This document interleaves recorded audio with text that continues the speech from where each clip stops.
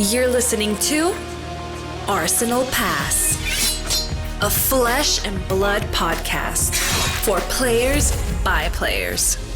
And all about strategy, leveling up, and the latest news in the world of Wraith. Welcome to Arsenal Pass. Welcome back to episode 232 of Arsenal Pass. Hayden Dale here with Pankaj, Bhojwani, and yes, I'm back. I'm back on the podcast. Welcome back to myself. Maybe I should have asked you to do the intro this week, Pankaj, so you could welcome me back. But nonetheless, here we are. It's good to be back. You doing the intro is a welcome all the viewers and listeners want, for sure. They've been itching for it. I had messages. I had so many messages saying, when are you coming back? Because we just want your intro. That's all we want. We want your intro, and we want the Arsenal Pass theme song. That's all I heard. Spoiler, most of those messages were from me, because oh my god, I was stressing about every single intro. You can go ask the guests before we start you did recording. a great job. I always rehearse the intro a couple of times, and I'll be like, yeah, you can tell I'm not the one who normally does this. But that being said, from now on, if you want me to take over some intros, if you're tired of it or something, I'd be down. But I think for this one, for your grand return to Arsenal Pass, I think the viewers definitely appreciate you doing the intro. That's nice. And me too. I love it.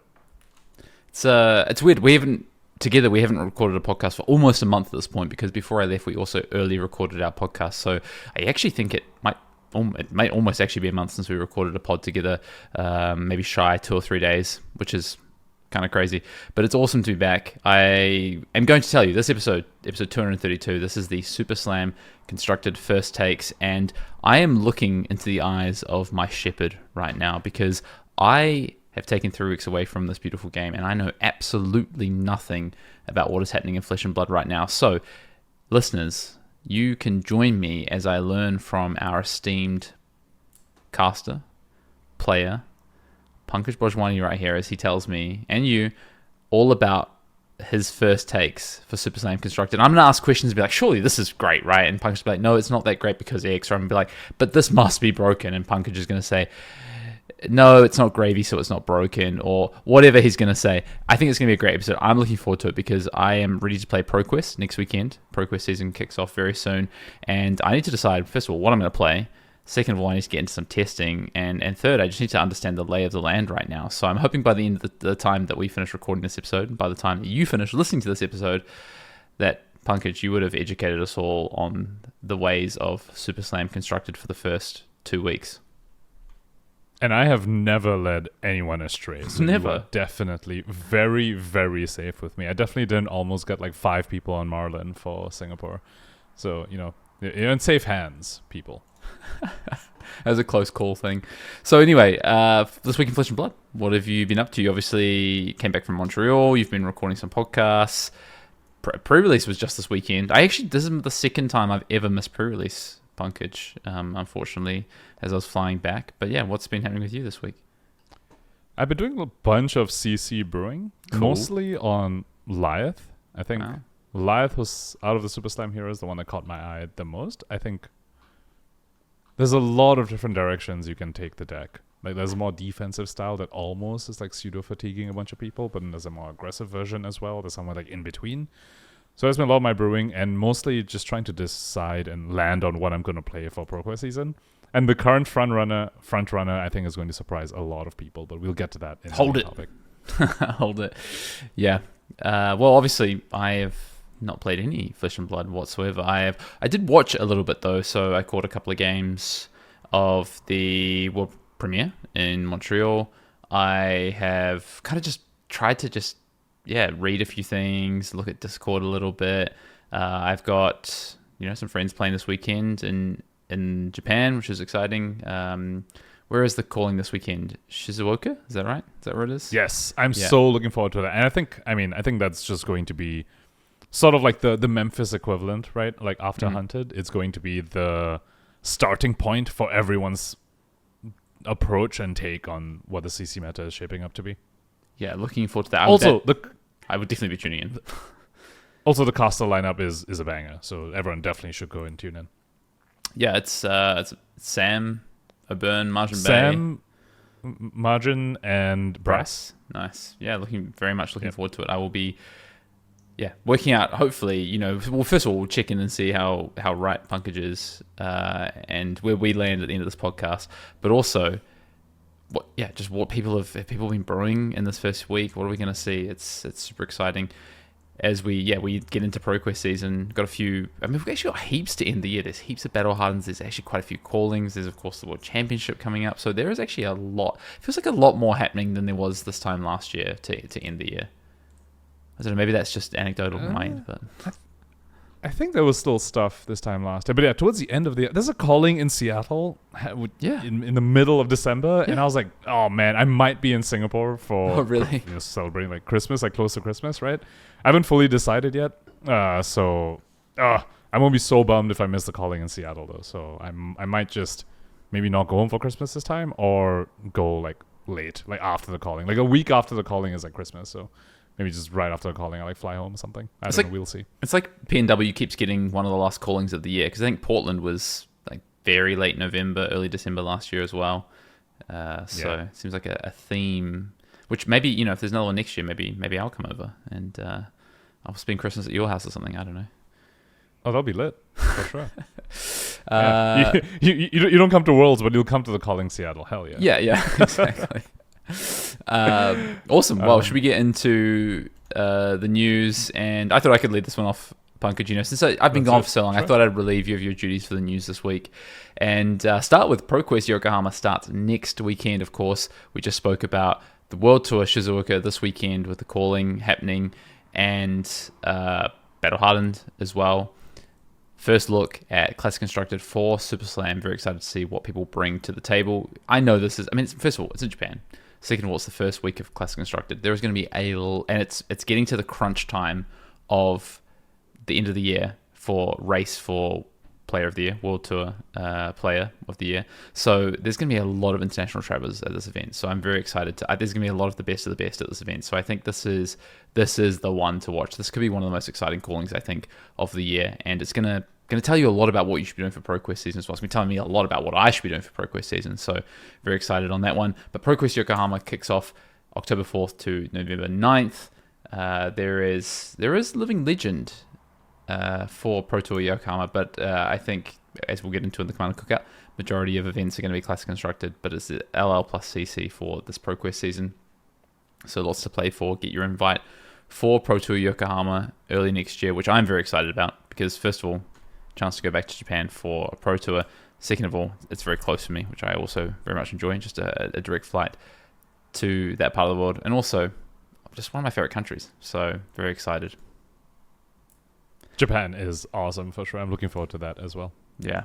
I want to put in a plug about Flesh and Blood's new website, which maybe I missed this while I was gone, but I went on to the website when I got back on Monday. Again, I took 3 weeks off, and I just D&D'd when it came to Flesh and Blood for 3 weeks, which was kind of nice, honestly. I had an amazing time, by the way, on my honeymoon, traveling Italy, for those that didn't know. I know Pankaj sort of every week was like, Hayden's still gone, here I am. But came back in, saw this new website that Flesh and Blood have, the mothership, and honestly, it's awesome. One, it looks great. But the other thing I want to plug is that LSS are continuing to provide us great content from players, from content creators, from pro players out there, and the 0 to 80 series that they've done now this is I think the third set in a row that they've done this for week 1 or week 0, basically deck lists, for each of the new heroes from some of the best players in the world. You've got Sam Sutherland, you've got Pablo Pintor, our Pro Tour, a recent Pro Tour champion, Singapore Pro Tour champion. Shiru has, I think, maybe a Tough Nut or KO, I can't remember which one, but it was Tough Nut. Yeah, Shiru did Tough Nut, Sam did KO. Yep. So I think it's awesome, and I just want to plug those. If you're looking for ideas of where to start for brewing each of those new heroes, or any of those new heroes, like Pankaj has been doing as well, head over to the mothership and check out those 0 to 80 articles, because I think they are fantastic, and they look better than ever on this new website. You stole part of what I wanted to add to the news section at the end over there. I wanted to add Arsenal Pass news. Hayden Dale's back. We've got him back on the pod after this 3-week long break. How was, I guess, tell us a little bit about your trip. It was Italy. You got tanned. How much wine did you drink? A lot of wine, a lot of Aperols, a lot of Aperol spritzers. Yeah, honestly, fantastic trip. Was traveling Italy for 3 weeks. Went all around, especially the north of Italy. If you haven't been to Italy before, you should go. It is a beautiful country. There is so much, obviously, history and but it is just an amazing place. And there's different parts to it. You can go coastal. You can go inland. We spent time in Tuscany, which was great. In Florence, we spent time on the coast. We went over to Sardinia, which is an island off the coast. So very much recommend. We went to Rome, saw the Colosseum, saw West. I was tempted to take a picture and upload it to, if I was on a social media ban, I would say, but I was tempted to take a picture of the Colosseum, upload it to X or Discord and just be like, just here, ready for my Super Slam pre-release at the Colosseum, ready to go. Let's watch the showdown.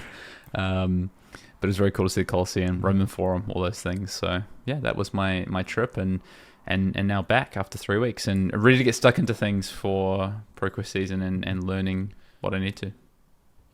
Honestly, it's super great that you are able to disconnect completely, at least from Flesh and Blood. I think that's awesome. And I've often found, I haven't really had too many chances to do it, but the few times that has happened, and I come back to the game, it just gives you a new vigor, a new charge, and a new fresh, battery of energy or something for the game, which I think is quite nice. And hopefully you find that too.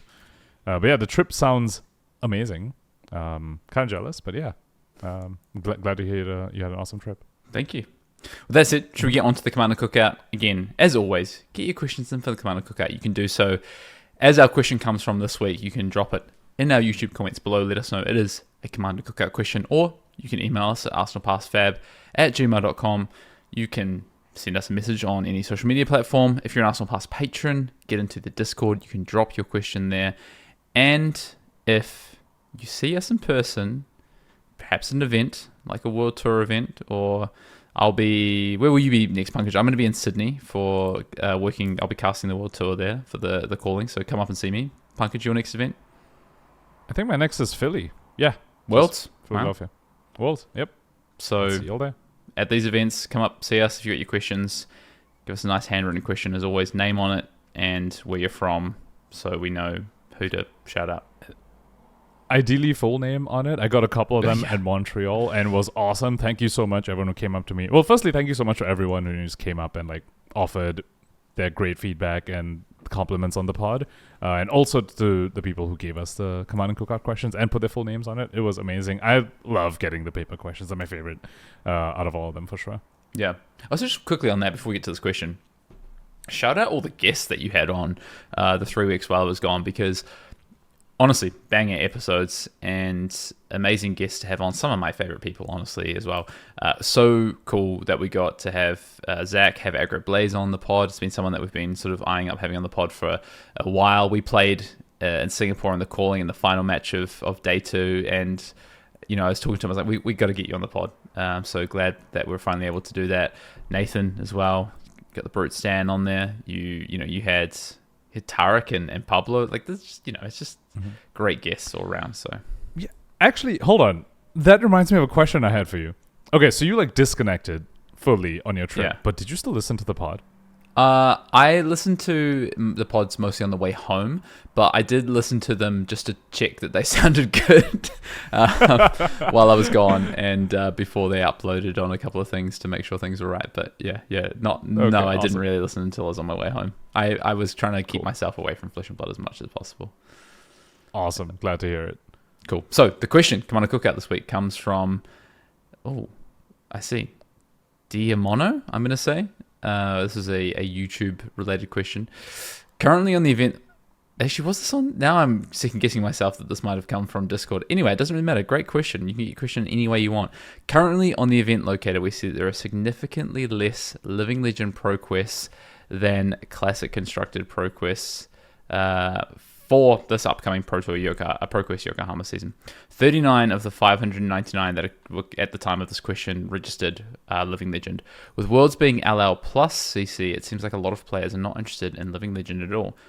This person says not them, though. They love it.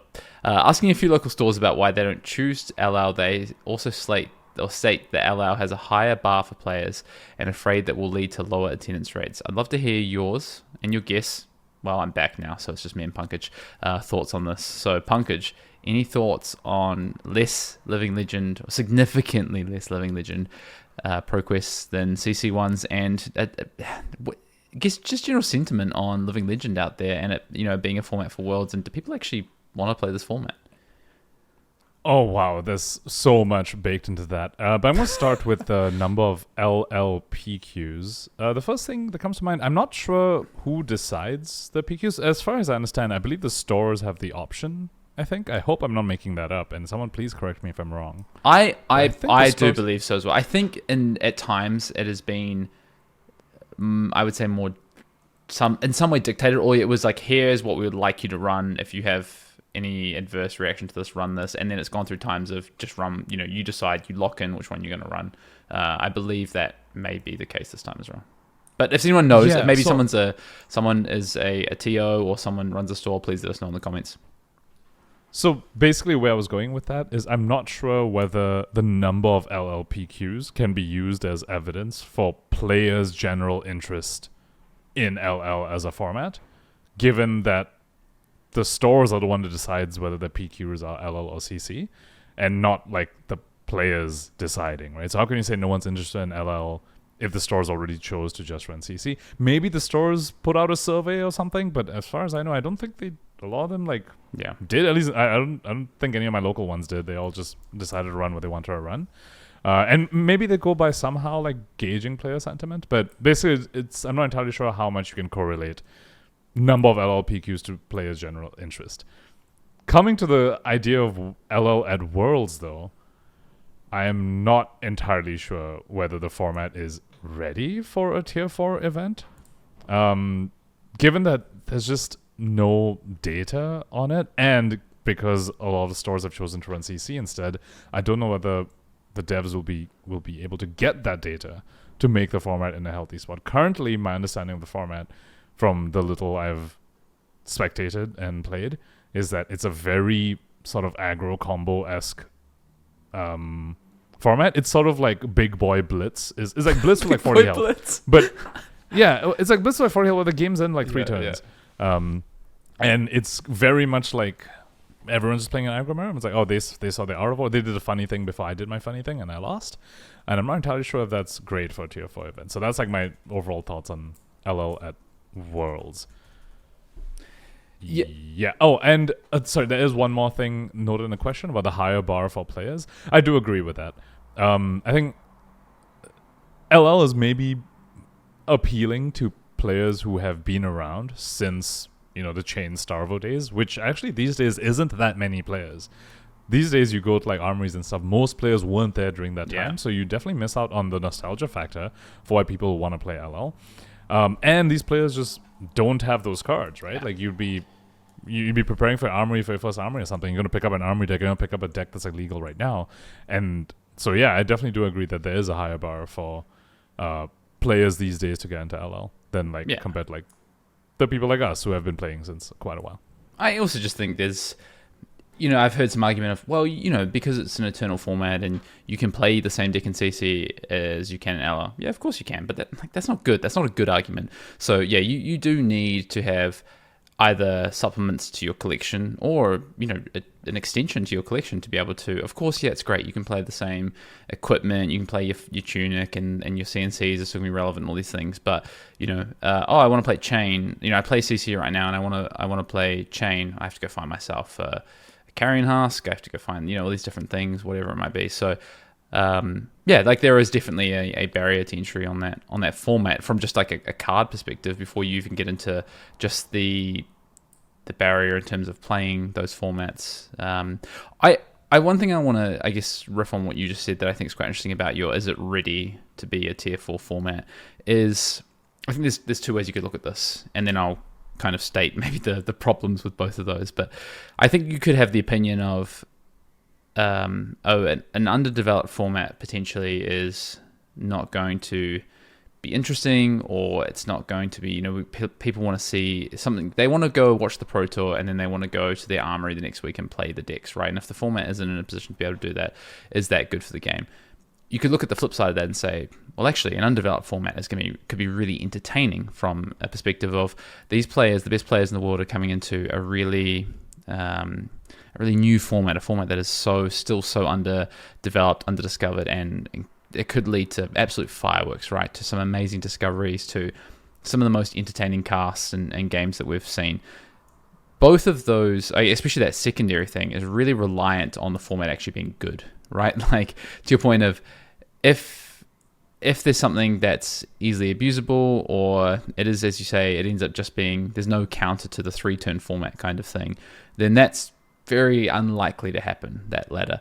I would say, when we had Blitz at Worlds, this is going back to the first ever World Championships, I actually think that was quite an interesting format at the time, and actually ended up being, I don't know if the games on stream were necessarily particularly interesting. I'm sure people enjoyed me getting absolutely destroyed in 3 turns by a Reinhardt, but I think the format itself was actually quite interesting. They did make some significant changes. But to your point, Pankaj, before that Blitz Worlds with Blitz involved with it, there was a lot of Blitz events happening with skirmishes, so a lot of data. And yes, we did have a Living Legend season with skirmish, but skirmishes have, I think, the impact they have is lessened. I think there's less of, the best players in the world playing skirmishes than there used to be, honestly.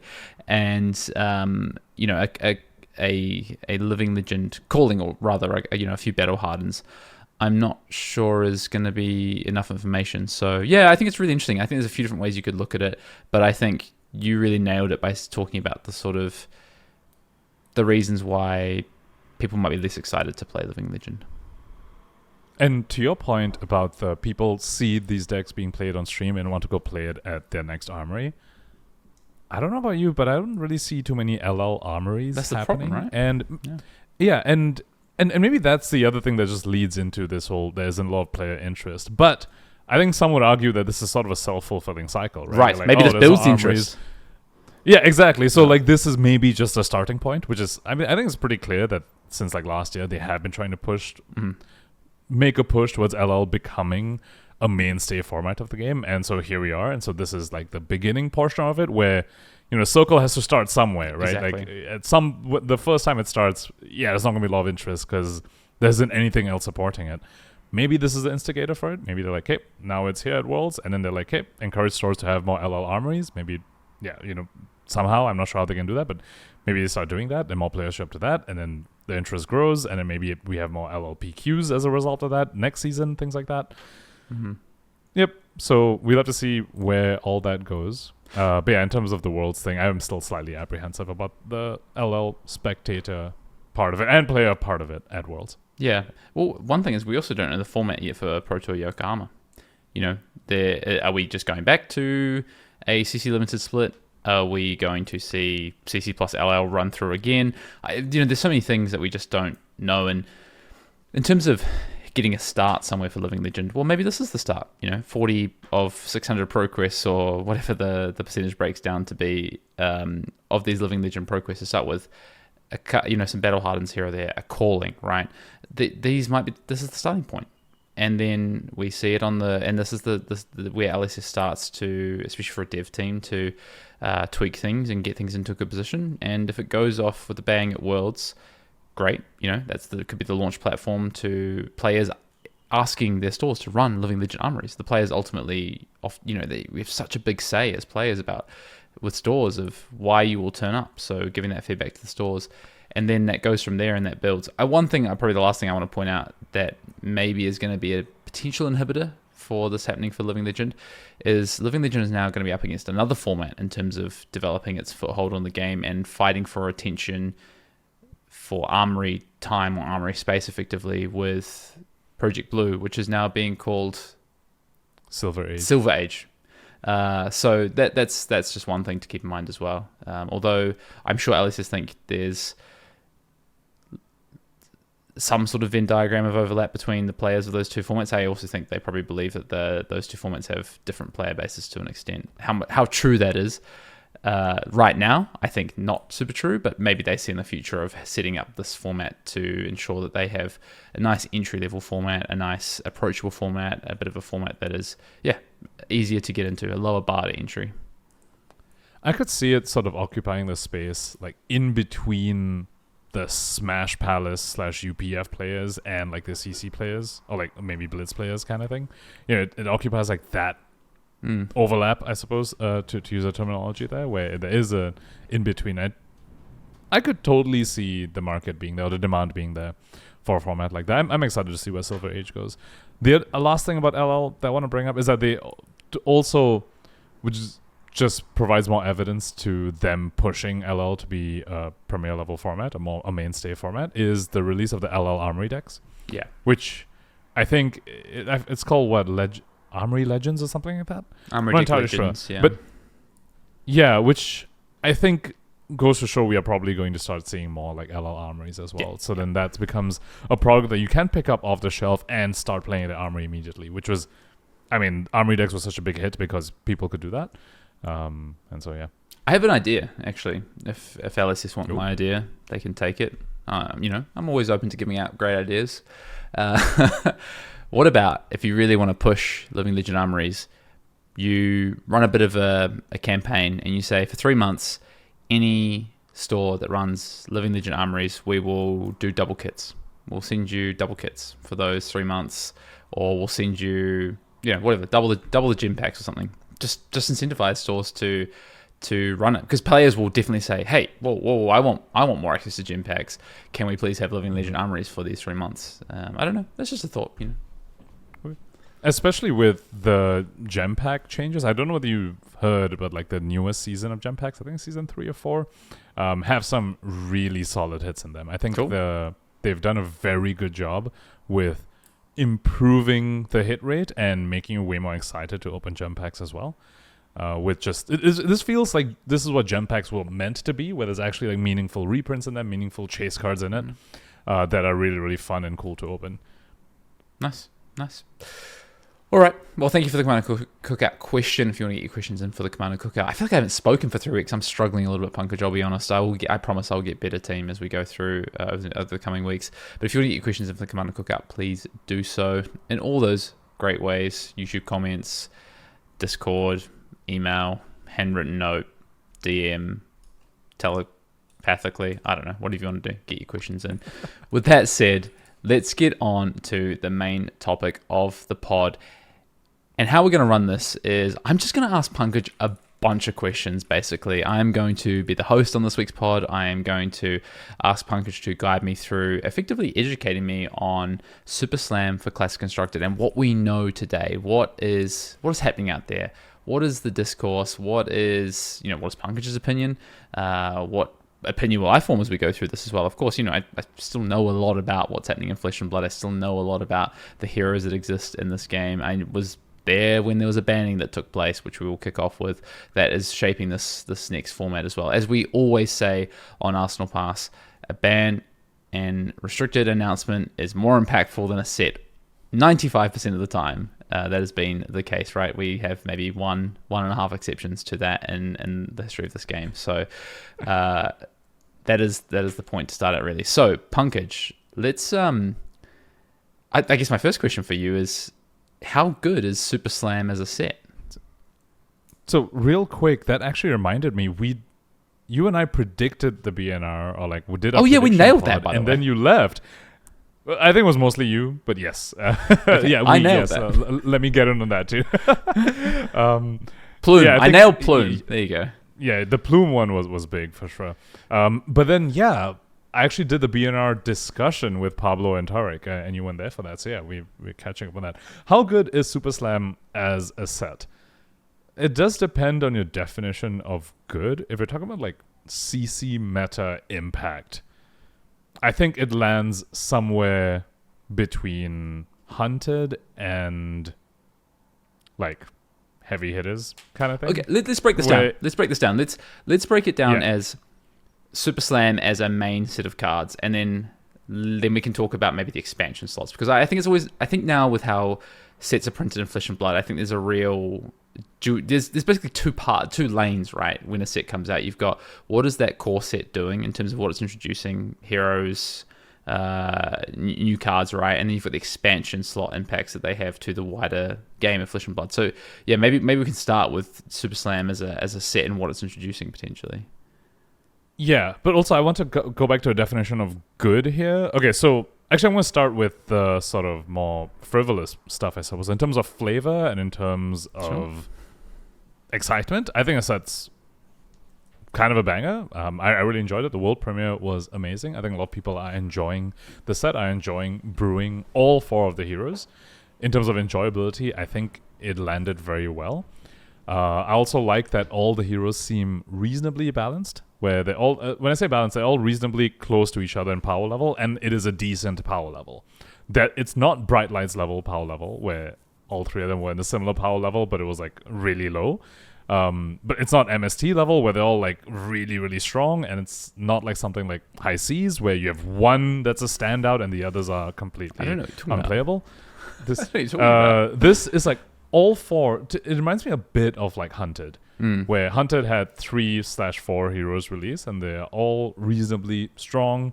And like, when it released, you're like, oh, Syndra's more powerful, like the one to play over like Fang, but they're all like still within like 1 grade of each other in terms of power level. And then Fang had his time too recently. Marinette and Slippy obviously had the times as well. This set reminds me of that in terms of where the power levels end. I don't see any of them warping the meta, but I see the potential to grow like for all 4 of them, and they're all enjoyable, and I think they've nailed the flavor. I think that's very good on that angle. I think the flavor thing is really... Sorry, just quick. I think the flavor thing is actually really important because you mentioned Hunted there, and I think, Hunted doesn't really have flavor wins in the same way. And I'm going to point to a set that we've had a couple of sets, Bright Lights, right? Where I think, I think what LSS have done a good job here, regardless of where this shakes out of, are these heroes just having close to 0 impact on the format right now? Are they playable for Pro Quest season and they'll pick up a few wins? Or is actually maybe 1 or 2 heroes, probably 1, might actually shine as a sort of potential contender to, the best decks in the format? Regardless of where it lands in that space, the flavor is, I think it leaves a much better feel-good taste in people's mouths as opposed to something like Bright Lights, for instance, or even honestly, to an extent, the Hunted, I think. So, which is really cool. Yeah, and this set's fun to open too. The supers being back for just as 1 set also made it quite exciting to open. And I see all these heroes, like if you told me any one of these heroes like won a Pro Quest somewhere, I wouldn't be shocked. Tough nut? I'd be like, oh, okay, I wouldn't be shocked. I'll be a bit... That's probably the one that surprises me the most because Arcane is definitely quite prevalent in this How many meta, players were in this Pro Quest? I would give Tough Nut the least like likelihood, but what I mean to say is they're all like playable heroes and they all do strong things. None of them are warping, and so they have space to grow as well. And I really like the power level at which all 4 of them have landed. So for that reason, this set's, in my opinion, quite a hit. So coming back to main set cards, CC Impact. I mean, kind of exactly what I said. Where the power level's fine. I don't expect any of them to be warping. They're all like sort of in between A and B tier. So don't really expect a lot of like change your deck or like, build towards beating one of these as like you can't show up to a Pro Quest if you're losing to Lyeth or whatever. Nothing like that. So that's my take on the main set cards in terms of impact on the CC meta. Expansion slot cards, Light Up the Leaves did a lot for Verdance, for sure. The Gravy guy, the Gravy new ally, not so much. Sorry, main set. Oh my god, I completely missed. Sorry. I assumed the main set of the main 4 heroes in the set. No. One old hero got massive bumps from main set cards in this set, and that's KO. Old KO. KO Armed and Dangerous. He's going to be quite relevant as Pro Quest meta, I think. Yeah, and he's becoming relevant because of the set. Like, I don't think had KO not had Super Slam release that the ban and restricted announcement would have allowed KO to rise to tier 2, tier 1 sort of thing, right? Necessarily. Yeah, it's massive upgrades in this set. So he has a blue CNC now, Smashing Ground or something like that. Yeah. He has a blue CNC. He has a new arm piece, which is surprisingly very, very good. I thought it would just be Apex Bronebreaker, but no, they swap between the two depending on the matchup they're in. Apex Bronebreaker is more for like the aggressive leaning ones, and some are actually just leaning towards I forget what the new one is called. The new arms? The new arms, yeah, what's it called? I feel like I should. Great question. It is called Gauntlets of Tyrannical Rex. There we go. Yeah, I think some might just be mainboarding that every single time. But yeah, the new Gauntlets are good. The new blue CNC are good. And to me, the biggest standout, the one that's been most frustrating playing against it, is Reckless Stampede. Because KO's like always going to win clashes. So when you're down and like It used to be, oh, you can't go to 2 because you will die to Reckless Swing. Now it's you can't go to like 3 or 4 because if you send like a pumped up Reckless Stampede at you, you just die. You put too many things to block and you will just die. So he got a lot of upgrades. I think some people are predicting that he might even LL during this Pro Quest season because he's already quite a ways there and he's now in the 1x multiplier. He's out of the 0.5 multiplier thing. So we'll have to see about that. So in terms of main set cards, I would say that's where the biggest impact has been in the CC format, which again, I really like that. Where it's like, okay, the new heroes that came in, okay, they're good, they're playable, but really it's like an older hero now gets to come like into the spotlight where it's like they needed the time to grow, now they've grown, they're here. And then at some point, these new heroes will get a similar treatment. I'm a big fan of that. Yeah, just let me play Brute. I mean, can we get some buffs for Rhinar, please? But Rhinar did also get buffs from this set. Some of those cards are still good in Rhinar as well. Just Rhinar fundamentally has some issues compared to KO. So very true. So expansion slot cards, on the other hand. So Verdance is the one that stands out the most for sure, and I think that might be mostly it. I'm just gonna take a quick look at all the other expansion slot cards. So the Kasai one is strong. Yeah. I just don't think it fixes any of her bad matchups. Which is what we spoke about. Very bad That's what we kind of spoke about. Yeah, the other week. It's like they just de-react your sword. And it's like, okay, cool. It's like then like you pulled a de-react on your 2-power sword, I suppose. But yeah, overall it didn't change too much there. Channel the Tranquil Domain stands out a little bit as well. That card is surprisingly strong. I would say where it's affecting the meta the most is honestly Earth Mirrors. But I think that's part of the reason why Prism is maybe taking a backseat this meta as well. Where the Earth heroes, which already weren't amazing, they were like fine matchups for Prism, now kind of just got quite a bit worse because of Channel the Tranquil Domain. So I'll put that there. But aside from that, no other expansion slot card really had too much of an impact. It's like Loud Believes is the one that stands out the most for sure. That's kind of weird because before I left, you messaged me and you said Catch of the Day is going to turn Marlin into tier 1. So I'm a bit confused.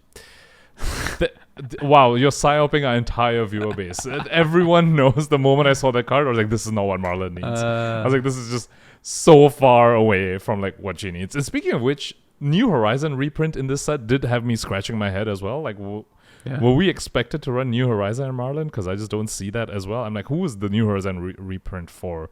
Riptide doesn't play it. Marlin doesn't play it. I guess Riptide maybe can play it. I don't know. But yeah, a Catch of the Day. It's a good card. It is a good card for Marlin.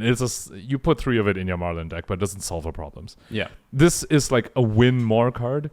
And the problem is when the Go Fish doesn't even trigger in the first place because it's just blocked with their only attack when you send a King Kraken or whatever. That kind of thing. That's a win more on the matchups that she was already good into. And it also doesn't solve her gold gen and like loading problem. So yeah. A lot of reprints in the set, which I'll get onto in a second from the expansion slot standpoint.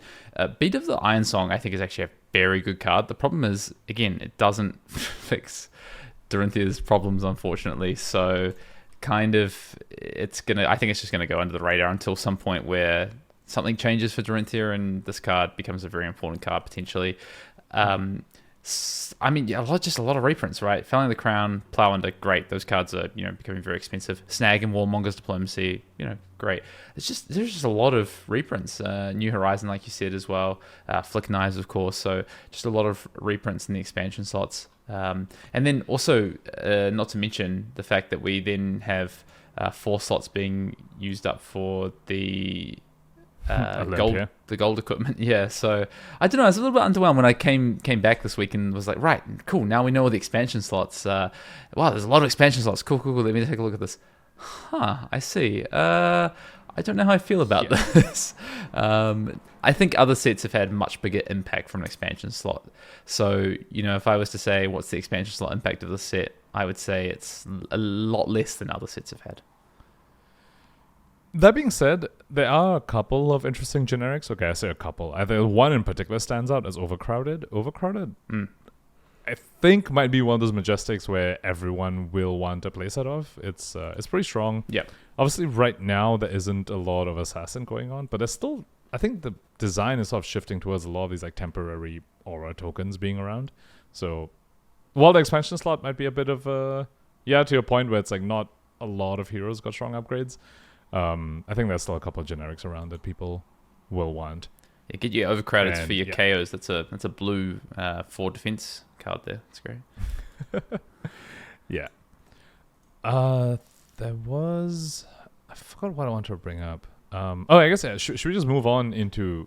I know you hate doing tier lists, but should we talk about maybe top performers in this meta? At least my projection for what the top performers are going to be? Maybe. I think, yes, let's get there. One thing I want to probably ask you before we get there is just to go back to the ban and restricted announcement one last time. And now that things have shaken out, of course, the ban of Plume, the Gravy nerf, the banning of Bonds, which has definitely impacted Slippy, is just now that the dust has settled, do you have any other thoughts about that than you might have had 3 weeks ago about the impact to Earth with Plume, mostly Verdants, and then also Gravy and Slip Through the Cracks, and any other things that have maybe popped up since then? Yeah, so I think the biggest beneficiary of the bans was Florian. Which I guess maybe isn't... It's funny, but it's not the Germinate. I think Germinate could have stayed banned and Florian would still be where he is today. Because I think a lot of what was solved for him was Gravy taking a hit and Verdance taking a hit. And Germinate didn't really matter in those matchups. You could give him Germinate back. Yeah. And if you didn't ban Plume or Tipple, but you gave Florian back Germinate, he would still be where he was pre-ban, is my take. So the Germinate part of it, you just ignore that in the ban restricted announcement, except for there is a minor equity increase in that now he resolves Channel Mount Heroic a lot more consistently. It's an Earth 3 block blue. That's actually what it is. Exactly. That's a part where it's like better for him, but I think the main thing he got from the BNR was Plume and Tipple being banned. So I'd say he's the biggest beneficiary of that. Yeah. I guess we'll get to this, but is Slippy still playable? Just a yes or no is fine. Short answer would be no, because I think you're better off being on Mario. Yeah. Okay. I could be missing something. I think generally I haven't seen too many people working on this deck, so maybe I'm just missing something. But I think Mario is the better assassin right now. That's a huge nerf, honestly. So I want to go back to our prediction episode, and I think I'm going to share the credit with you here, Pankaj. I think we nailed the ban and restricted prediction. We didn't actually talk specifically about Bonds. We did mention it. We didn't talk specifically about it. But it kind of did the effect that we spoke about of, okay, you can't ban Take the Mantle because if you did, you hurt Marionette too much. We spoke about banning targets for it briefly, and then we landed on, well, if you're going to hit something... We kind of didn't really resolve that one, but I think effectively what they did was, pull the rug out from underneath, slip through the cracks, and take out what is the most powerful cornerstone of their deck, which is the Bonds turns. Because at this point now, Slippy is just a semi-disruptive aggro deck that doesn't really have... it's so much easier to play around now. It's so much easier to... You know what their turns can look like. Take the Mantle turns are so much less threatening. You don't see a Bonds in the graveyard and absolutely just poop your pants about the fact they have 5 Bonds in their deck now, sort of thing. So yeah, it's very, very different. We mentioned this in the BNR discussion, but I really like the Bonds ban because Take Up the Mantle is the more fun card. I think should stay around. I think it's just Bonds wasn't that much of a problem in Mario, to be honest. Wasn't even that much of a problem in New, where it's this is a strong card, but it's the innate go again on it, which is exactly what they said in the BNR, right? Where there's just you have no correct answer. Yeah. I've had games where I looked at the Slippy opponent's hand, say a cut through a same cloth or something. They gave me the full hand information, and I knew what's in their arsenal. I still don't have a correct blocking decision because they just react based on what I do because of the inherent go again. So I do like that they hit Bonds, but it's so funny that you brought up Take Up the Mantle because Marios have cut Take Up the Mantle too anyway at this point. So funny, yeah. Because of the lack of Bonds. It was already, I think, a bit of a contentious card. Yeah. In a lot of Marinette lists because, without innate go again, Bonds of Agony isn't... Yeah, it's not the threat. That egregious, that powerful. So I think once Bonds was banned, they were just cool. We were close to cutting Mantle anyway, and then they finally did it. So there we go. When you say the damned if you do, damned if you don't kind of aspect of Bonds of Agony, I think that's kind of reflecting on it. That is something I really like. I like those kind of situations. They draws me to a deck. So I'm not sad about it. Don't get me wrong. I'm not sad about it getting banned. I think I just had this reflection when that happened of, it being so hard to play around, I was like, right, that is something I really like. Like, I like my opponents to be in bad situations. So yeah, I mean, as someone who likes playing disruptive decks, I like that too. But I just think the punishment for that was way too high. For it being damned if you do, damned if you don't, the punishment of I lost all 3 codexes in my deck is just way too high. I love it. I love it. But I get it. I get it. Yeah. When it's like, okay, I mess you up this turn cycle, you had no correct blocking decision on this turn cycle, sure. But when it's like, I just won the game on the spot, it's like come on. Like, I don't know if... Like, that should be more tied to, like, a dishonor sort of thing, where they had to do a lot of work to get there, and it's not just damned if you do, damned if you don't sort of thing. Rather than you had no way around it, and your whole game plan's gone. So my take. Yeah, that's fair. I like it every now and again. But I also like it when it moves on. Like, I like the fact it's like, cool, we had it for a bit, move it on. I said it in the pod, right? In our production pod, I was happy to have obviously someone who had just come off the back of a top 8 calling with Slippy, right? But I was happy for them to hit it. I think it was time. I think it was solved. I think the deck was very, very good, and it was time to move on. Anyway, do you want to talk about that? Do you want to talk about decks to consider? Do you want to talk about what you think has the most, I guess, impact? Like you said, impact in the format. What are decks to beat? What are the contenders? What are maybe some of the decks that are on the fringes? And what are the ones where it's like, actually, you know what, it's a no for me right now, aka Slippy. And then we can talk about the dynamic of the format afterwards to maybe round it out. So my take is that I think there are 5 decks at the top of the format right now. 5 very, very playable decks. Well, just good, strong decks. I think these are the decks. If you're playing any of these 5 and playing anything out of these 5, you need to consider. These are the 5 you have to consider. KO, to begin with. Gravy. I think rumors of his death were greatly exaggerated. I think the deck is still very strong. Nice. It's like the top and the ceiling of it got cut. He's like worse into an aggro deck now. But the other 2 top decks in the format after KO and Gravy are Verdance and Florian. And Gravy is still very, very good into them. So I have Gravy up there, I have Verdance up there, Florian up there, and then I also have Syndra up there. And perhaps maybe my hot take for this pod is I actually think Syndra might be positioned to be best deck in format. And I alluded to this earlier, but she is my front runner for who I'm playing during Pro Quest season. Which is so funny, because we've discussed this before, where we're sort of doing a reverse now, where I'm like, okay, I'm just playing what I think is the best deck, and you are playing the deck that you think you will just enjoy. So it's a nice flip of roles over there. Yeah, I'm probably just going to try and play Brute for this. I mean, if Florian is actually good, I'm a Runeblade player. Like, I would love to get me into playing some Florian, especially if it looks a little bit different. Like, if I get to cast Channel Mount Heroics and it looks maybe a little bit different to it has in the past, I'm keen on that. I guess the question I have, so what I'd like to do next maybe is talk about, you just kind of said you think Syndra might be best deck in format. I'd like to talk about the dynamic of the format and why, how things might play out. But first of all, I just want to get a bit of a handle from you on why these 5 decks, and then I might just throw a couple of heroes at you in terms of your thoughts and feelings on them. But maybe, just first of all, talk to me a little bit about why it's these 5 decks. Like, I think I can see the Verdance thing. I think I can see all of these, honestly, but maybe just talk me through it from your standpoint. So it's funny, because for 4 of them, it's just raw power level. Yeah. KO, Gravy, Verdance, and Florian. Their power level is just there. We've discussed this before with Gravy, Verdance, and Florian in particular. The Earth Heroes, they have the card pool.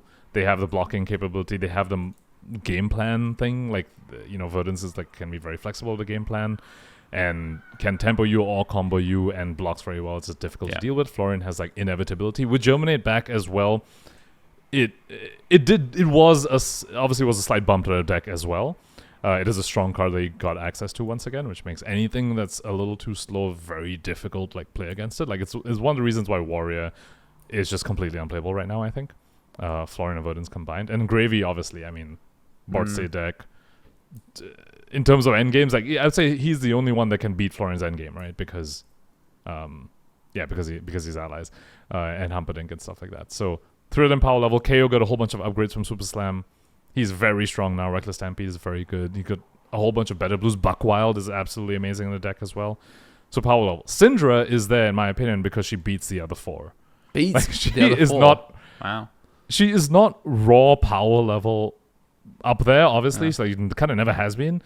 But she just has a very good matchup spread, it feels like. Okay, so yeah, I mean, she beats up Gravy. Once Gravy's lost Tipple, like his aggro matchup suffered the most, and Syndra was already favored into him. Now it's even better. Verdance is kind of always been the case of, can Verdance find their failings? If they don't, they kind of just get run over. Yeah. They have a little bit more game now where they can maybe sometimes cheese you with Arcane because they have another 6 damage spell. It's still, I would still rather be on the Syndra side than the Verdant side. And Florian, ever since Claw of Vinserikai came out, Syndra has been doing fine in the matchup. KO is perhaps the most coin flippy, I would say, because KO has a lot of disruption now with not Show of Strength. Oh yeah, actually in terms of other upgrades, Show of Strength, which is a new swing big for KO, and then also Strongest Survive, which is just disruption for KO. So that's the thing. KO is like more disruption now, so you're sort of racing, but KO is disruption. But KO still kind of struggles with on hits. It's very difficult for them to contest your mask. Contest your mask, because if they want to be aggressive enough to like race you, they need to put all these no blocks in the deck, and it's not just giving you mask. Once you get to the equipment, they don't have prevention. Once you get to the equipment, it's like if you're not dead or close to dead, so far behind, you've probably won the game. If you can keep it at even par until you get through the equipment, I agree. I think it's so good for Syndra. Yeah, they don't have prevention effects or defense reactions as well, so it's quite tough for them. So yeah, that's the only reason Syndra's up there, is because when all these other decks are just good for her, then I guess she's up there. Also, she just doesn't have a natural predator anymore, right? Ever since Slippy's gone, I would say the next best assassin is Marinette, who is strong. I would say Marinette is a predator for Syndra, but they're not on the same power level as these other decks, and they definitely struggle into Earth. The Guri matchup is just fine. KO is also like just fine. Yeah, so I feel agree. like bringing Marinette is a bit of a tough ask. Yeah. So Syndra kind of just, there's no disruptive deck, basically. There's no like proper disruption deck to like keep Syndra down. Mm-hmm. Instead, she has these dirtly Earth decks and an ally deck that she can just feast on, and then another deck that is trying to be faster than her but is a bit less consistent at it. So I feel like she's just chilling up there. Okay. That's my take on the That format. makes sense to me. It makes a lot of sense to me. I mean, I played a lot of Florian into Syndra in the lead up to Singapore, because I was like, oh, surely I can find a way to play Florian. But without Germinate, I was like, this is impossible. Actually, I do wonder. So I agree with you. In the past few months, it's been a lost cause for Florian. Syndra is just such a bad matchup. I do actually wonder, with Germinate coming back, if Florian can build in particular ways that are good into Syndra, even with Claw, because I think you can kind of I think the way I was finding and testing was like, if I had Germinate, I think I could make this matchup favorable like pretty well. So that might be interesting. But I think in default of what we probably expect people to build the Florian in the first few weeks, I don't think it's good for Florian. I agree on Verdant. I agree on all that. I want to maybe throw, so we've got these 5 here. Let's talk about dynamics within those 5 in terms of, I know you said Syndra front runner, but let's talk about the other 4. Before we get there, I just want to throw a few other heroes at you and just get your take on maybe why they're not in your 5, or if they could potentially be contenders. We already spoke about Slippy. Feels like where it is now, it's lost too much potentially. Marionette, you just spoke about, I massively agree with. I don't think that's in a good position at this point in time. Acilio was a hero that we spoke about sort of in the lead up to this latest change in the Banned and Restricted, and also Super Slam coming out. Where does Acilio fall on all this? Because it was probably maybe the 3rd or 4th best deck in the format. Where does it sit now? I think Acilio is still very strong. I mean, same, like Verdance, Florian, Gravy are like good into. So you're fine to play into those. The KO matchup is very rough. And I think there is another aspect to this that we need to talk about. It's just like, to some extent, I think most games do have this. There is a little bit of a flavor of the month sort of dynamic that you need to contend with. And I think the flavor of the month right now is KO. And Acilio's KO matchup is very bad. It is not fun on the Acilio side when you play against a KO. Just the disruption? I mean, they also have the disruption, and then they also have flashback too. So even if you find a combo, you still need to be thinking about like flashback the entire time, and it's so rough. And then they are hitting you very hard, and you aren't hitting them hard enough back like the way Syndra is, because you need to like set up for a little bit before you find it. And you're not blocking very well either. You know, like there are turns where Syndra can still like block out their like whatever thing, or maybe block 3 on the not Show of Strength, on Strongest Survive and reveal like a 5 power in hand, or whatever, like reveal a Rabble in hand that's like 5 power, printed. So, like Syndra still has those things and is hitting KO hard like consistently, whereas Acilio just doesn't have that. So in terms of if you look at just these 5 decks, Asilo's good into 3 out of the 5. Good into Gravy, Verdance, Florian. Not good into KO. I would say not good into Syndra either. Which is still a fine matchup spread if you want to bring that deck. But once you consider that, I think a lot of people are right now in a KO phase, if you say. Like, if you get my meaning, a lot of people are like, oh, I want to play this thing. You've got a whole bunch of new tools. It's fun to play. There are some interesting things you can do with it. Like, I know some people are quite into like the sea leg stuff and maybe like trying to go for some rum generation so that the bricks just don't happen anymore because you can blood rush and you just always be able to like convert, always have like 3 white. That's what I was. That's what I was trying to do for testing for Singapore. KO was also a deck I tested for Singapore. Exactly. So there's fun. There's stuff to look at, and he's powerful. Given that, I feel like Asilio would not be my recommendation, I suppose. So, but maybe a contender if the format shifts. Maybe KO isn't all it's cracked up to be. Maybe Syndra and the Earth Heroes rise, and then all of a sudden we get to the second week of Pro Quest, and maybe Asilio becomes a contender. Yeah, I think so, actually. And actually, I think I said my first hot take, which I think Syndra is shaping up to be best deck in format. My second hot take is I think KO is slightly overrated. Yes, where he's strong. This. He's flavor of the month. Yeah. But looking at the spread into these other heroes, there's nothing in there where where you are consistently beating them as KO. That you're like, this is the deck to bring. Yeah. Gravy, I still think is not. It's like you need stuff to go well for you. You need to like hit them hard, but stuff like Rigor Mortis is still very difficult for you to deal with. Like there's no efficient way for you to like deal with that ally. And then if you just let them keep a Rigor Mortis, it's like they'll win. They'll be very easily be able to win off of that because they've also gotten a little bit more defensive. Like I'm seeing Sink Billows now in Gravy lists, like the Sink Billows and Blood Underwater, for example. So if you just try and go face and leave the allies up, well, eventually they'll have a Rigor Mortis and a Sawbones on the field, and then you're kind of just messed. You just get outvalued. The Earth Heroes are kind of coin flippy.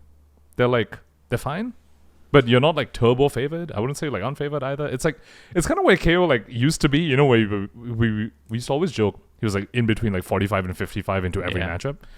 That wasn't a joke. It was just back reality. Yeah.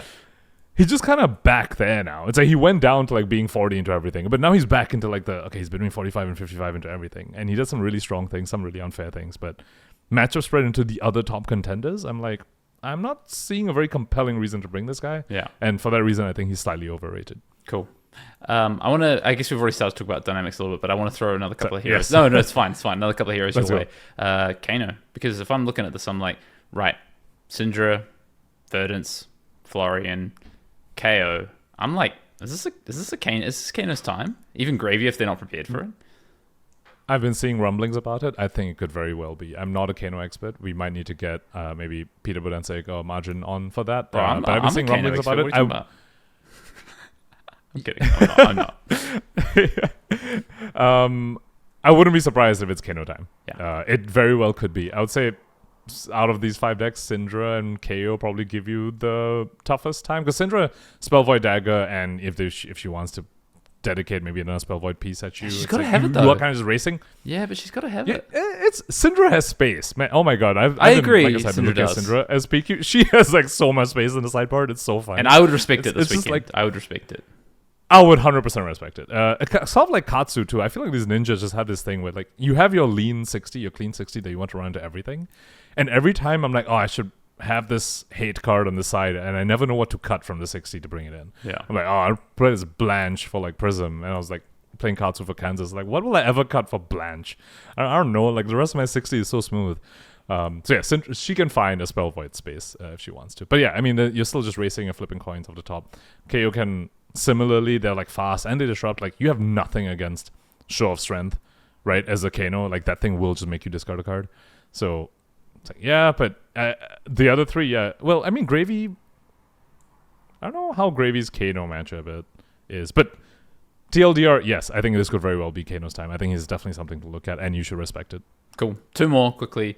I might do this one myself, and you can just let me know if you disagree. Prism seems kind of like close to unplayable. I would never say Prism's unplayable, but it seems quite bad for Prism. KO is not a good matchup for you.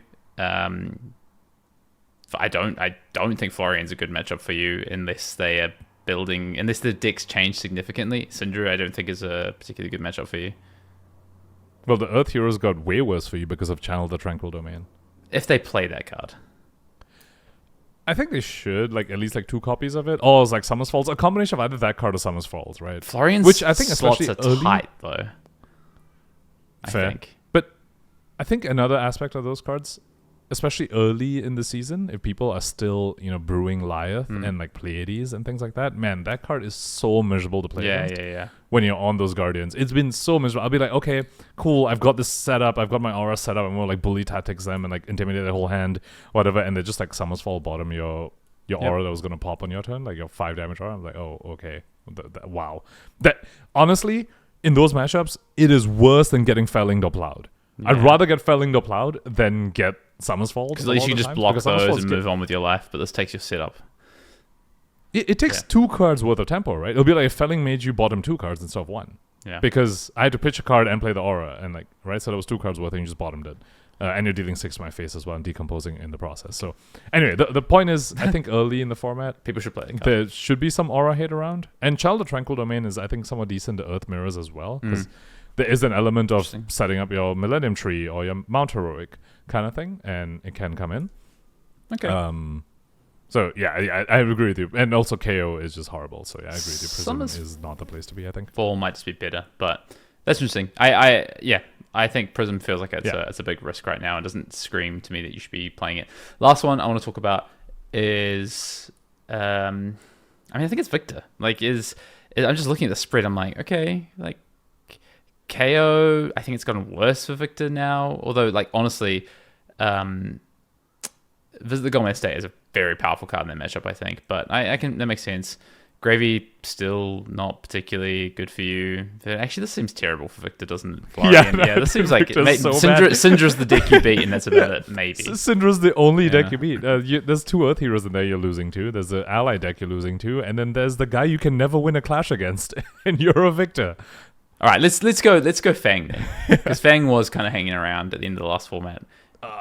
I was looking at Fang. I was so close to coping on Fang. KO's not good. It's just Earth and KO. It doesn't seem good for Fang. Well, so the Earth part... Okay, so Florin is fine. Florin used to be more fine. I don't think that's true. Okay. I think it was... Okay. I don't know whether you'll agree to like a 50-50. Whatever. It was way better than Verdance, because Verdance just scours your fealties, and then you cry. And then they send 6 Arcane at you, and you are a redline deck.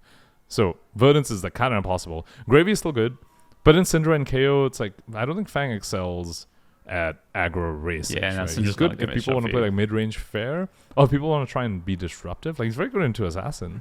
Like, his position in the previous meta was that he's good into Gravy because they're like not like disruptive and they can take some time to set up. And you have a very good time clearing allies. Like, you have a very good time changing your damage numbers to like deal with the awkward ally numbers. And then you're also like just really good into Assassin. So, but now the Assassins are gone. Gravy's got a bit more defensive, and now these Earth come up, and you're kind of like, can't really deal with those. So yeah, I'm not big on Fang right now. Okay, let's wrap this pod up by talking to me about the dynamics between these 5. You've made it pretty clear that you think Syndra is maybe potentially the week 1 or week 2 deck to beat because of its matchup spread. You spoke about KO being overrated because of its matchup sort of spread maybe not being as good as people think it is. So what's the overall dynamic? Talk to me maybe about these other 3 decks and just where you sort of see, like, what is, in your view, maybe like what is the order of these 5 almost right now in terms of, like, put it this way, what do you think is going to have the most success this weekend based on just how good these 5 are right now? Oh, I think, wait, you mean at the calling? Yeah. Or you mean like first weekend? Probably KO, just because I expect him to be the most represented. So right, okay, let's talk about win rates then rather than representation. We can talk about that. I'll ask for your prediction for Shizuoka at the end. Maybe just give me the dynamics between these 5 here right now. Yeah, so we spoke about Syndra, spoke about KO. I'll go with Gravy next. I mean, I think he's got just a solid matchup into the Earth decks. The Earth decks have some game. It's not lunch. It's not like go have lunch if you play against Gravy as the Earth deck. Because, like I said, Gravy's losing Tipple was, but yeah, it's not good. It's very much on the Gravy play. And I think Gravy, for me, is still the biggest question mark. Where I do know that his death has been greatly exaggerated. But I just haven't seen a lot of people working on him as hard right now, as opposed to like right after High Seas release, where it was becoming very, very clear. I think there's still a lot to explore with the hero, or maybe the people who have explored him are maybe keeping it under wraps. I mean, that's kind of a big reason why I want to tune to Shizuoka this weekend. To see whether they maybe have been able to do something about the aggro matchups, right? Verdant's Florian, you're going to be positive into. Have they found something for KO and Syndra? I mean, a card that I've been seeing, I think a card that we saw last time we were in Heavy Hitters meta was like Hold the Line, which I think is very strong into KO. And their Gravy already wants to run Balance and has these ally awkward numbers that's difficult for KO to deal with, who doesn't always get to convert their hands on offense, like have like action points for it. So I think Gravy's good there too. So Gravy's looking pretty solid, but there's still a lot of question mark regarding where the lists are going, which allies they want to run. Okay. Yeah. More and more I'm getting convinced. And then obviously KO is just not very good, honestly. Yeah. And then Syndra is, I mean, they might not have a solve for Syndra on the Gravy side, but you're still positive into the others that people will be bringing. So yeah. Okay. And Heels has the advantage where not these top 5 decks, if someone's bringing other stuff like the B and C tier type heroes, you're Gravy. You're probably going to be fine. Someone shows up with like an assassin into you or whatever. I think Kasai might give Gravy a problem these days, maybe, with the new card. Could be it, but I wouldn't be surprised if that's still just a coin flip, just because Gravy's numbers are so much better. Okay. Earth Heroes lastly. Just strong. Like I don't know how else to put it. Because like if you talk about matchup spreads, like Gravy and Syndra for like a Verdance, for example, not the greatest matchups. KO is like fine, maybe slightly positive for Verdance, like between like 52 like 55 sort of thing. Florian matchup, it's so interesting. The Verdance Florian matchup is now seems to be like a coin flip. There is really a little bit of an arms race going on where it depends who brings the hit. If one side brings the hit and the other doesn't, then the side brings the hit kind of just. What makes Florian have a game very easy time? Because it's just always been such a terrible matchup for Florian. So Deny Redemption's a big one. Yeah, the card. Yeah, this card. Yeah. Oh, okay. Yeah. So Deny Redemption's a big one, and a big thing that's happening in that matchup is the Verdance doesn't know how the Florian's going to play. Like, is a Florian going to play slow, dirtly kind of fatigue and like hold on to Deny Redemption at the end, or are they going to play a CMH and like run at you? And you are sort of forced to bring potions in case they do dirtly stuff. But then to play a CMH and start running at you and you're holding potions, it feels really bad. You get run over and you die. Yeah. But then even when you do start the potion thing, they might have the Deny Redemption hit, and you don't have Plume anymore to do like a triple rampant. So it's like you really need to set that up. But then it also means it's very disruptible.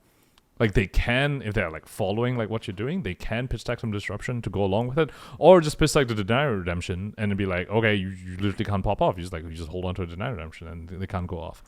So it's a lot of ask on the Verdant side to come out ahead in the matchup, and it's definitely possible. Yeah. So Verdant needs to bring Evergreens, for example. Like that has to happen. If the Verdant doesn't have Evergreens, I feel like that's so interesting. So I feel like they just need to play Channel Millennium Tree. I just feel like they need to play Channel Millennium Tree. I don't. That feels like the answer. It could be, but then some Florians are bringing like AB4, and then it's like you kind of need to hope their tree can stay at least like 3 turns. Otherwise, you're still not getting over it. Because then they can also gain life, right? If you like ping them too hard with like the CMH, now they can just gain life.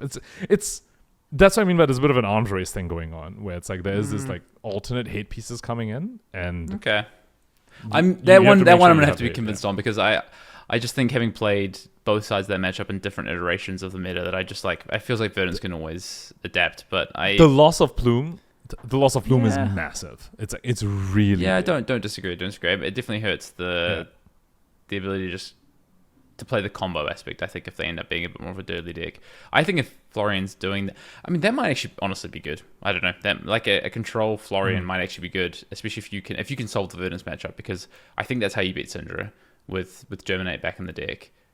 I think Gravy is going to be a problem, but yeah, Gravy's going to be a problem. Yeah. I'm not sure I follow how that'll help you against Syndra, but maybe you know something I don't. I think that once you get to the point where you can cast a big Germinate, I think it's just very good. You just kind of chunk them down effectively. I guess it's so hard though. I feel like there's only so much prevention you have, unless you're talking about like Dirtly and you're running like Calming Breeze or something. That's what I was but doing. I feel like there's only That's what I was doing. Oh, okay. Okay, but running Calming Breeze and Shelter, and you have your Haunting Rendition and your Boots. Okay, then I can see it. Yeah. But if you don't have all those pieces, I'm just like, you just die to chip damage, it feels like. Yeah. Okay. Interesting. I feel like I'm very educated now on what's happening in the format. I think my last question for you is... And that was 100% fact, by the way. Like well, actual, true stuff. Not led astray. It's what we knew today. What we know today. Mm-hmm. Rank the 5 heroes for me right now. For you, day one, class constructed, what's happening right now. There's no real, I guess it's basically just off power level right now because we don't have a lot of else to go off of. So rank these 1 to 5 in terms of what you think is the best deck right now. I would go Syndra, followed by Gravy. Caveat, asterisk for the Gravy, you have to be really good at the deck. You have to be really good and really skilled and very experienced. Sure. Then I'll put Syndra below. I put Gravy below Syndra. Then I'd probably go. The next 3 is really tough, like the KO Verdance Florian. I'll probably go Florian after that. Yeah, I'll put Florian after that, and then probably I'll put KO and Verdance in like the same, like the 5th.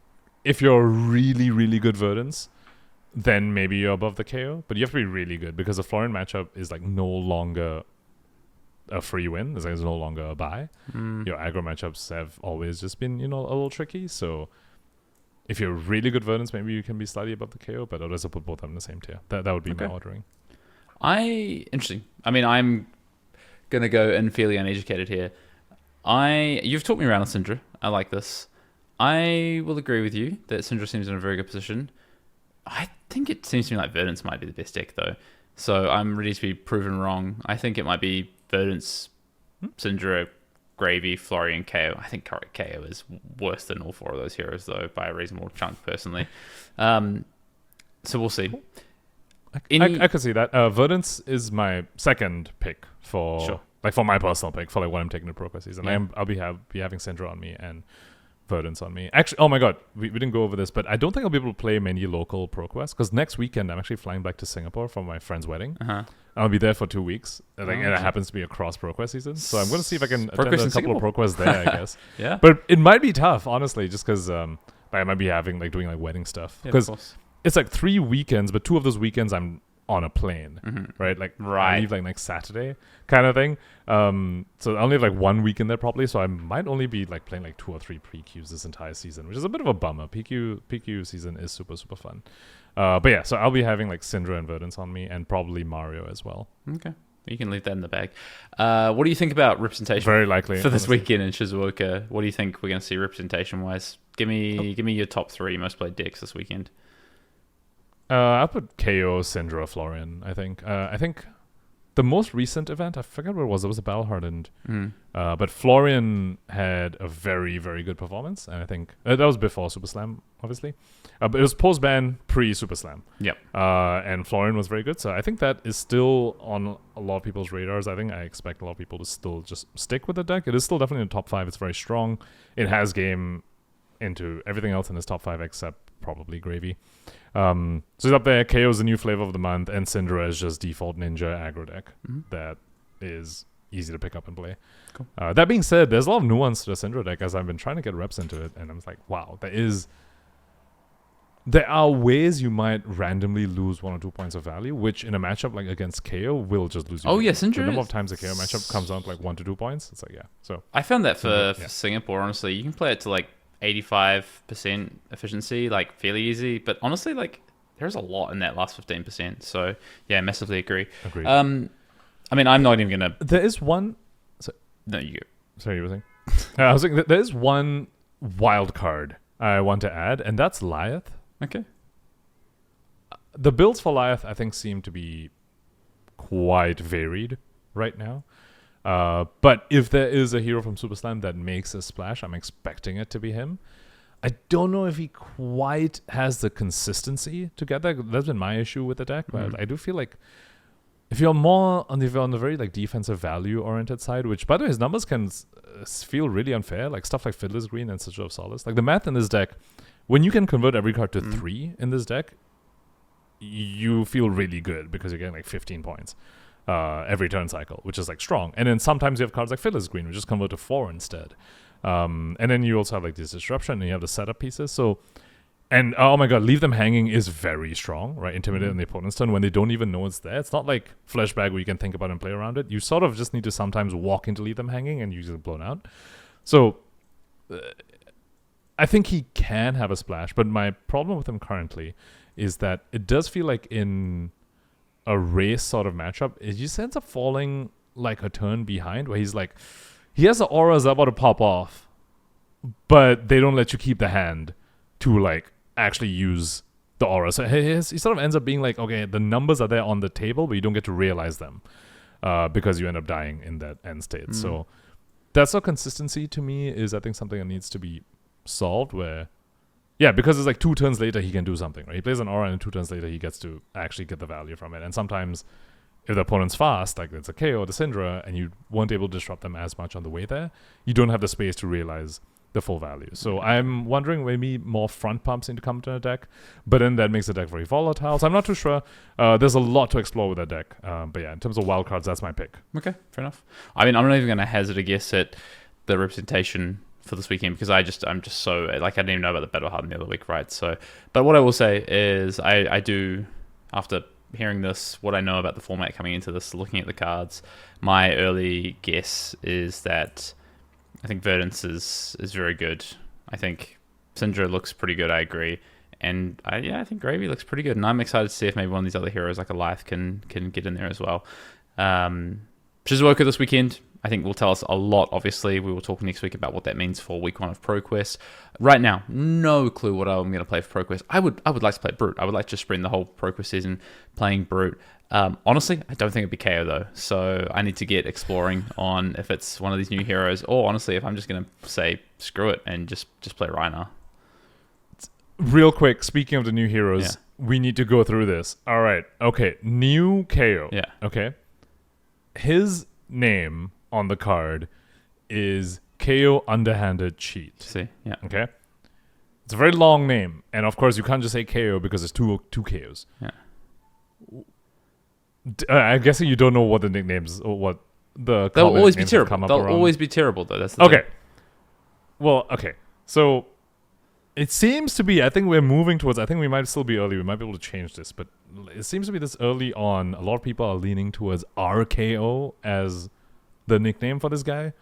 RKO, apparently it's some wrestling term. I have no idea. People had to explain it to me. Apparently it's some like wrestling move or something. Yeah. And it kind of, I guess, is also, you can think reviled KO, like R stands for reviled, something like reviled KO. Clearly terrible. My problem is that it's 3 syllables. Yeah. If you're going to make a nickname and you're going to shorten something, why is it still 3 syllables? If you have a nickname and it's like anything longer than 2 syllables, I think it's been done wrong. So I personally like Cheeto, which I feel like you are going to hate. That's also terrible. But Cheeto, because like Cheeto as in cheat, as in like cheat, like underhanded cheat, like that cheat, not the snack, but it does sound like the snack. And Cheetos are awesome. I'm a big fan of that snack.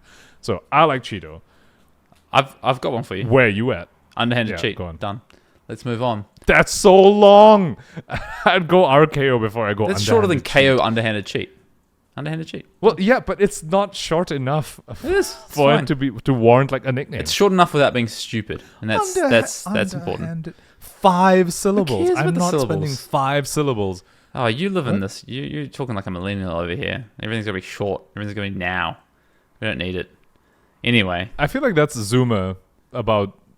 Zumas are all about the instant gratification, that's not what I meant. millennials. That's what I meant, Gen Z. Sorry. So when you said millennial, you actually meant Zuma. Cool. Yeah, I did. Anyway, nice. I don't know what I'm playing. Need to work it out. Nicknames, brilliant, whatever. I think that's going to do it. It's Cheeto. It's Cheeto, people. Not. We're calling it Cheeto. Stop trying to make fetch happen. This has been episode 232 of Arsenal Pass. We'll be glued to the Shizuoka coverage this weekend. We'll learn more about what to expect for Pro Quest season. And then all of a sudden, it's going to be World Championship time. Things are going to happen very quickly. This is the set that we'll be playing. This is the last set we get before World Championship.